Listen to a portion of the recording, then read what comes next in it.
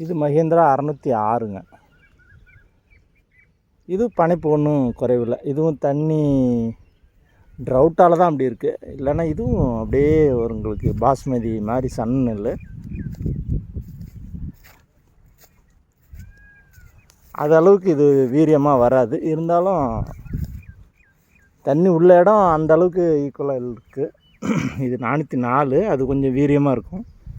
இது 606 சன்ன நெல். இதோட வளர்ச்சி எப்படி இருக்குது, இதோட ஈல்டு நமக்கு எப்படி இருக்குது என்னன்னு பார்ப்போங்க. பனைப்பெல்லாம் குறைவில்லை. தண்ணி நிற்கிற இடம் நல்லாயிருக்கு.